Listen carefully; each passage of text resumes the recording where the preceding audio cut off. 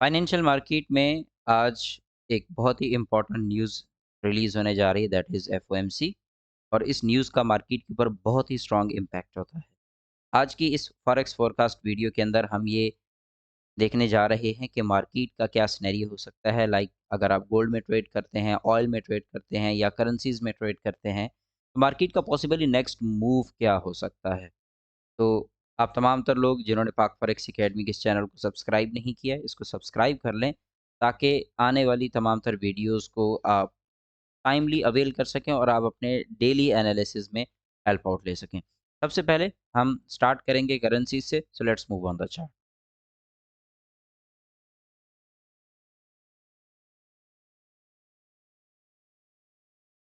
हम सबसे पहले DXY से स्टार्ट लेते हैं और ये देखते हैं कि DXY जो कि डॉलर इंडेक्स है, इससे मार्केट का क्या मूव प्रेडिक्टेड है।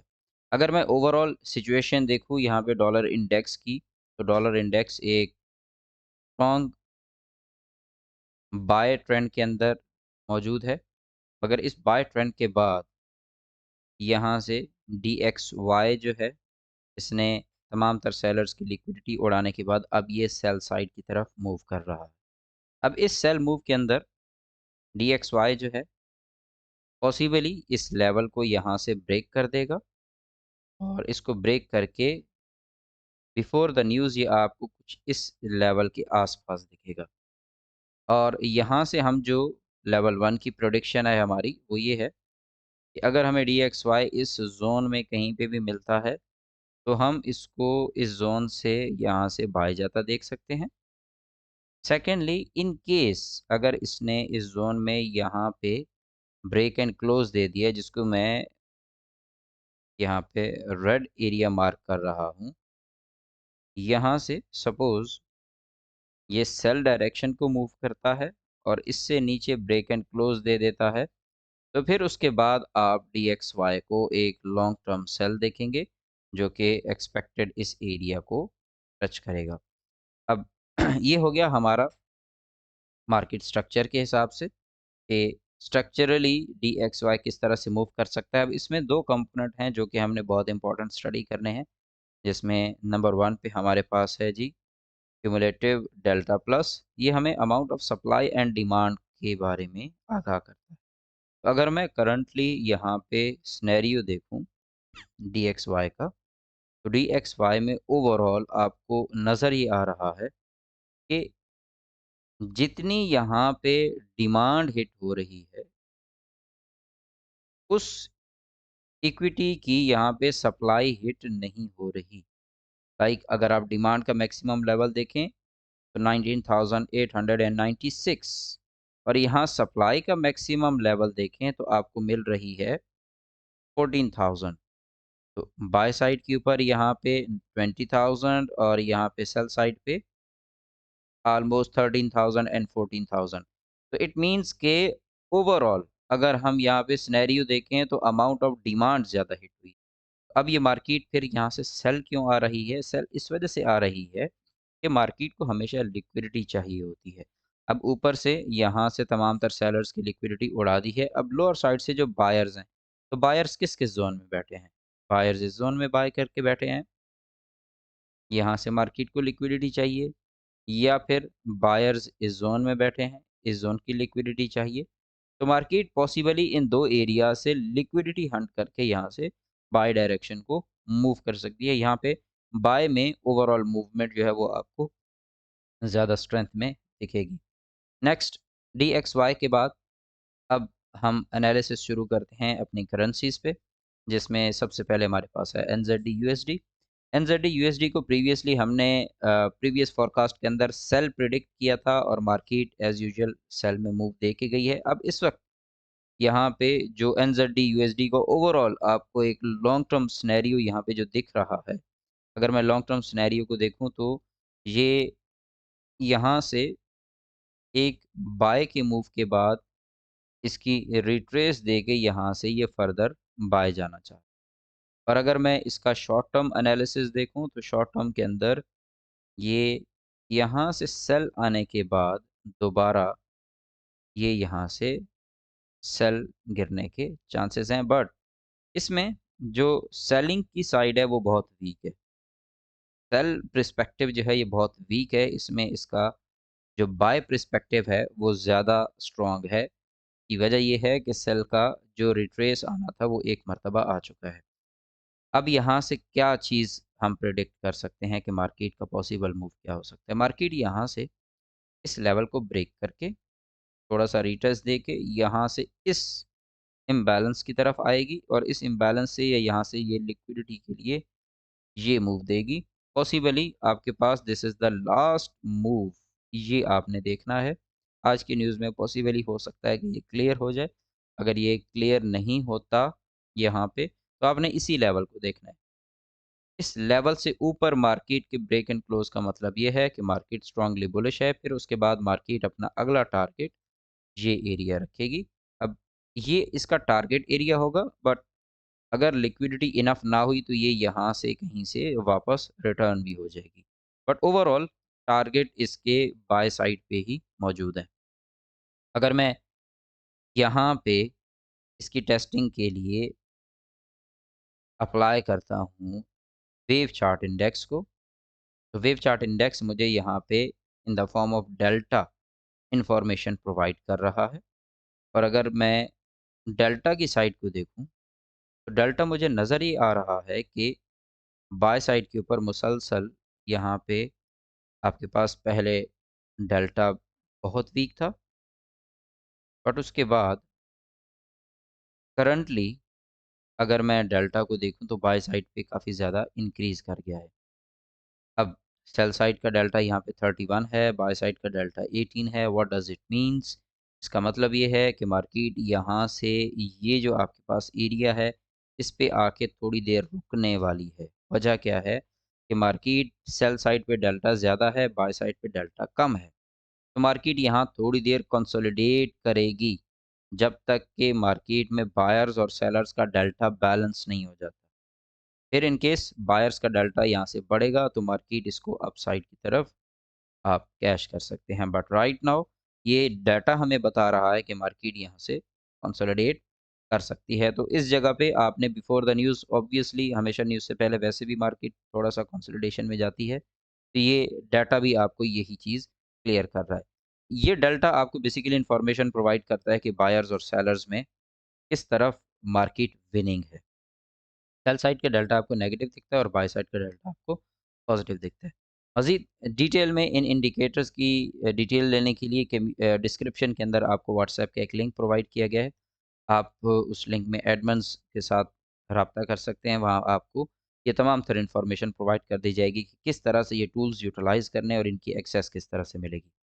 नेक्स्ट हम आते हैं AUD USD पे। तो AUD USD के ऊपर अगर हम सेम यहाँ पे इंडिकेटर्स को अप्लाई करें तो यहाँ हमें क्लियरली, बिल्कुल क्लियर एक साइन मिल रहा है कि मार्केट ओवरऑल एक बाय सिनेरियो को पिक कर रही है। तो इसका मतलब ये है कि आप मार्केट को अगले 2-3 घंटे के अंदर इस लेवल के आस-पास यहाँ पे देख सकते हैं। तो ओवरऑल ये डाटा ही हमें डायरेक्ट क्लियर कर रहा है कि सिनेरियो कौन-सा है जी, बुलिश सिनेरियो है। अब इस बुलिश में न्यूज़ का हम इम्पैक्ट देखेंगे कि न्यूज़ इसको कितना मूव कराती है। तो इन केस अगर यहाँ पे एक स्ट्रॉन्ग इम्पैक्ट हमें दिखता है ऑन द बाय साइड, तो ये आपको इस लेवल की लिक्विडिटी उड़ाने के बाद थोड़ी सी रिट्रेस और फिर ये इस जगह पे, तो ये हमारा नेक्स्ट ये जोन होगा जिसको ये मार्केट टारगेट करेगी। ये हमारा ओवरऑल एरिया होगा। तो आप AUD USD के अंदर भी यहाँ पे बुलिश सिनेरियो को देखेंगे। यूरो USD पे आएँ तो यूरो USD जो है, अब हम यहाँ पे सिनेरियो को देखें। यूरो USD को लास्ट टाइम हमने प्रेडिक्ट किया था कि ये अब बुलिश डायरेक्शन को शुरू कर रहा है। इस वक़्त यूरो यूएसडी यहाँ से अपने इम्बैलेंस की तरफ जा रहा है। दिस इज़ द लेवल जिसको इसने टच करना है, प्रोबेबली बिफोर द न्यूज़ कर जाए या फिर with in the news. In case अगर ये बिफोर द न्यूज़ इस लेवल को टच कर जाता है तो आपने इस लेवल के ब्रेक एंड क्लोज़ का वेट करना है। लेकिन अगर यहाँ से ऊपर ब्रेक एंड क्लोज़ नहीं देता तो फिर ये euro USD before the news अगर इस लेवल के पास आके ब्रेक एंड क्लोज़ नहीं देता, फिर इसका दोबारा टारगेट ये साइड होगी। तो ओवरऑल हम यहाँ पे पहले बाय सिनेरियो को देख रहे हैं और अगर ये लेवल ब्रेक नहीं होता, ब्रेक एंड क्लोज नहीं होता, तो फिर हम यहाँ से सेल सिनेरियो को देखेंगे, एक long term cell move. But यहाँ पे भी स्टिल बाय डायरेक्शन जो है वो ज़्यादा स्ट्रॉन्ग है। अब आ जाते हैं जीबीपी यूएसडी पे। जीबीपी यूएसडी के अंदर एज यूजुअल ये तमाम तर करेंसीज में हमने प्रीवियसली भी बाय प्रिडिक्ट किया था। आप प्रीवियस फोरकास्ट को जाके देखिएगा। और अब करंटली ये एक बाय ट्रेंड के अंदर मूव कर रही हैं। अगेन इसका भी टारगेट आपके पास ये जोन है।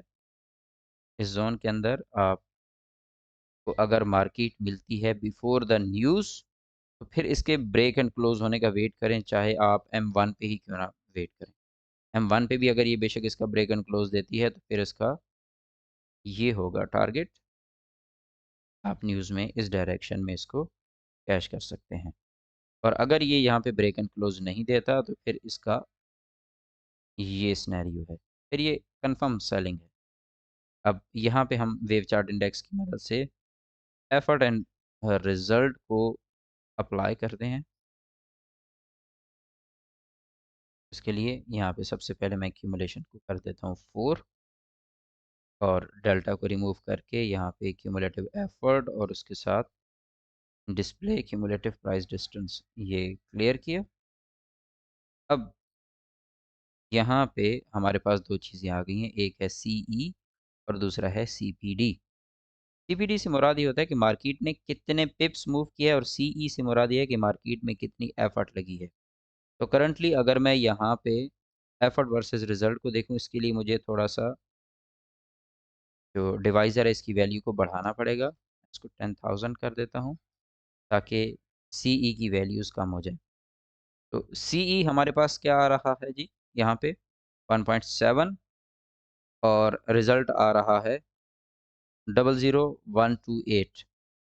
और बाय साइड के लिए अगर मैं देखूँ, तो यहाँ पे सीई लग रहा है 2.77 और अभी तक अगर मैं देखूँ तो बाय साइड के लिए यहाँ पे सीई लगा है, क्यूमुलेटिव एफर्ट लगी है 0.88 और सीपीडी लगा है 0.045। तो ओवरऑल इन दोनों सिनेरियोज को कंपेयर करके मुझे पता ये चल रहा है कि मार्केट बाय जाने में ज़्यादा ईज़ी फ़ील कर रही है। एफ़र्ट कम है, रिज़ल्ट ज़्यादा है। 462 है, एफ़र्ट थी 1.7 और रिज़ल्ट था 128। तो मार्केट सेल आने में इंटरेस्टेड नहीं है, बाय जाने में यहाँ पे क्लियर डाटा हमें इन्फॉर्मेशन प्रोवाइड कर रहा है कि मार्केट यहाँ से बाय जाना चाह रही है। तो as per level predicted market यहाँ से इस लेवल के पास आएगी। आप यहाँ से M1 के ऊपर ब्रेक एंड क्लोज़ेस का देखें, फिर नेक्स्ट एरिया को टारगेट करें। अगर ब्रेक एंड क्लोज नहीं देता, जस्ट विक लगती है, तो सेल। एक स्टेप और आगे बढ़ते हैं यूएसडी कैड की तरफ। अब यूएसडी कैड में यहाँ पे हमने सेम सबसे पहले तो लेवल मार्किंग करते हैं। तो यूएसडी कैड जो है वो अपने एक बाय सिनेरियो के बाद इसका बुलिश सिनेरियो, उसके बाद रिट्रेस और रिट्रेस के बाद अब ये यहाँ से इस लेवल से वापस बाय डायरेक्शन पॉसिबल 0.1। और दूसरा क्या सिनेरियो है कि मार्केट यहाँ से इस सेल के बाद ये यहाँ से सेल दे और ये यहाँ कहीं से बाय जाए। अब इसका कौन सा पर्सपेक्टिव ज़्यादा स्ट्रॉन्ग है, ये थोड़ा सा देखते हैं, क्योंकि ये अमूमन ट्रेडर्स के लिए ट्रेड करना थोड़ा सा डिफ़िकल्ट होता है। सबसे पहले यहाँ पे हम H4 में देखते हैं कि मार्केट ओवरऑल किस पर्सपेक्टिव को ज़्यादा सपोर्ट दे रही है। तो अगर मैं देखूँ तो यहाँ पे मुझे इस लेवल के ऊपर मार्केट में एक लिक्विडिटी नज़र आ रही है और एक लिक्विडिटी मुझे यहाँ पे इस लेवल के आसपास नज़र आ रही है। करंट सिनेरियो को देखते हुए मुझे यहाँ से ये नज़र आ रहा है कि मार्केट इस लेवल में नंबर 1 लेवल 1 इस लिक्विडिटी को उठाएगी, ओके, और यहाँ से हल्की सी रिट्रेस करके फिर दोबारा इस लिक्विडिटी को उठाने आ सकती है। फिर उसके बाद अगेन रिट्रेस करके लेवल 3 की लिक्विडिटी। ये आपके पास 3 स्टेप वाइज़ यहाँ पे लिक्विडिटी हंटिंग के एरियाज़ हैं। और अगर मैं इसमें दूसरा पर्सपेक्टिव देखूं, अब ये फर्स्ट पर्सपेक्टिव को कंप्लीट करने के लिए क्या क्राइटेरिया क्या होना चाहिए? मार्केट यहाँ से ये जो अभी कंसोलिडेशन की तैयारी कर रही है, इस कंसोलिडेशन की तैयारी के बाद यहाँ से वापस इस वजह से उठेगी कि यहाँ आपको इस जोन में इम्बैलेंस नज़र आ रहा है, यहाँ पे एक स्ट्रॉन्ग लेवल नज़र आ रहा है, तो मार्केट इस जगह से वापस एक बार उठेगी, ताकि जिन लोगों ने यहाँ से बाय बैठना है वो यहाँ से बाय बैठें, और उसके बाद दोबारा से यहाँ से सेल ला के इस एरिया की लिक्विडिटी उठा देगी, ताकि ये तमाम तर बायर्स एग्जिट कर जाएं। फिर उसके बाद क्योंकि ये लिक्विडिटी उड़ गई, तो अब नियरेस्ट लिक्विडिटी ये पड़ी है, इसको उड़ाएगी। फिर उसके बाद ये थर्ड लेवल की लिक्विडिटी है, ये उड़ेगी। ये 3 लिक्विडिटीज़ उड़ाना मार्केट का इस वक्त एक मेजर टारगेट है। फिर यहाँ से ये आपको इन द लॉन्गर रन वापस बाय डायरेक्शन में जाती दिखेगी। अगर मैं इसमें अपोजिट सिनेरियो को देखूं, तो उसके लिए क्या हमारे पास क्राइटेरिया है? ये हमारे पास बाय मूव है, उसके बाद ये एक सेल मूव है, और सेल मूव के बाद ये फर्स्ट लेवल है। ये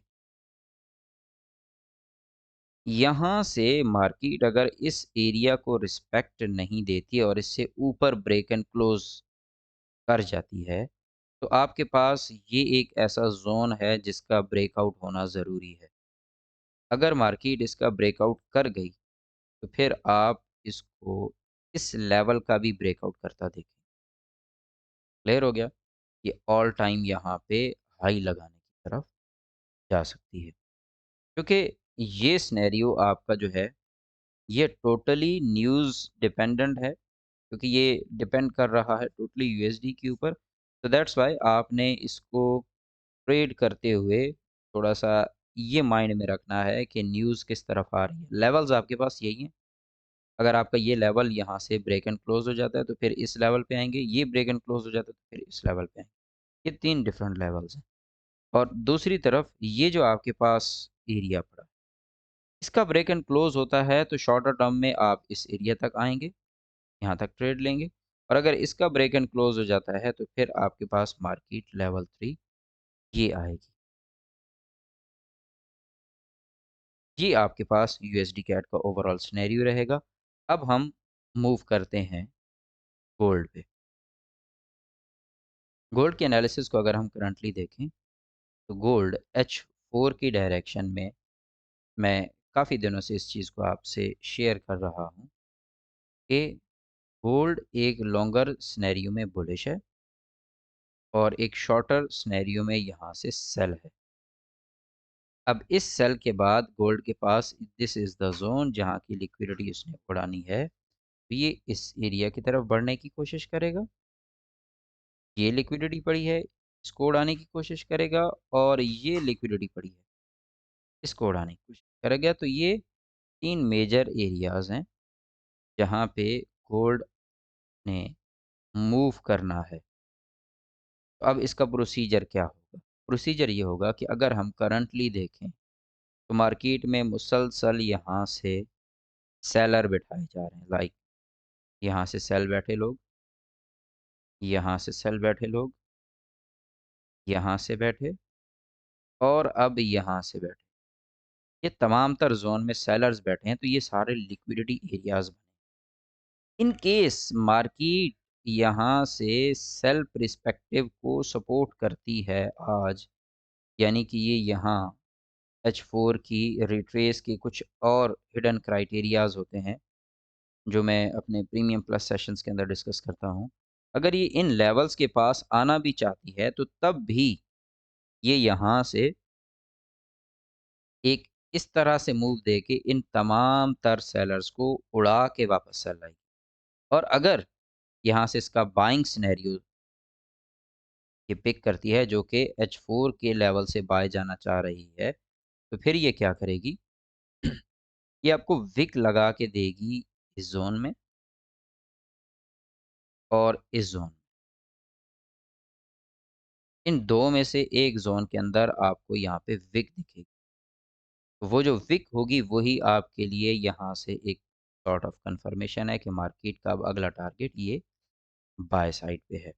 इस एनालिसिस को आपने इन डिटेल देखना है और आपका क्या पर्सपेक्टिव है इसको लाजमी देखिएगा। यहाँ मैं कुछ एडवांस टूल्स यूज़ करने जा रहा हूँ, that is cumulative effort and result index, और इसकी मदद से देखते हैं कि मार्केट का यहाँ पे सिनेरियो क्या है। मैं कुछ सेटिंग जो है वो यहाँ पे चेंज करता हूँ, 10 की जगह यहाँ पे 4 कर देते हैं ताकि हमें थोड़ा सा फास्ट डाटा मिलना शुरू हो जाए। इस टूल की मदद से अगर मैं H4 के ऊपर देखूँ तो मुझे मुसलसल यहाँ पे सेल का इंडिकेशन मिला। अगेन स्ट्रॉन्ग मार्केट में यहाँ पे सेल का इंडिकेशन मिला, यहाँ पे सेल का इंडिकेशन मिला, और हर एक सेल के बाद मार्केट ने आराम से 40, 50, 60 पिप्स मूव किया है।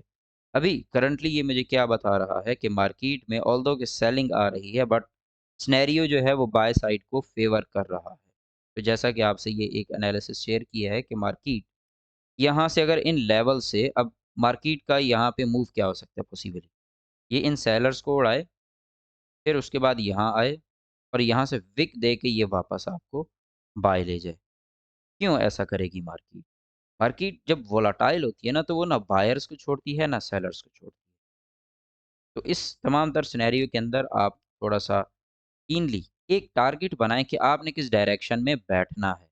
अगर आप बाय बैठना चाह रहे हैं, तो बाय का क्राइटेरिया मैंने आपको बताया है कि विक लगने का इंतज़ार करें। अगर सेल देखना चाहते हैं, तो सेल साइड की लिक्विडिटी उड़ने का इंतज़ार करें और फिर उसके बाद अपने सेलिंग डायरेक्शन में बैठ जाएँ। मज़ीद एडवांस लेवल के ऊपर अगर आप इन तमाम तर कॉन्सेप्ट्स को सीखना चाहते हैं, तो आप नीचे कम्युनिटी लिंक को जॉइन करें, एडमिन से कॉन्टैक्ट करें, तो दे विल गाइड यू कि आप किस तरह से ये तमाम तर एडवांस एनालिसिस और इन टूल्स को लर्न कर सकते हैं। Thank you very much. इंशाल्लाह नेक्स्ट वीडियो में मुलाकात होगी। अपना ख्याल रखिएगा। Take care. अल्लाह हाफ़िज़।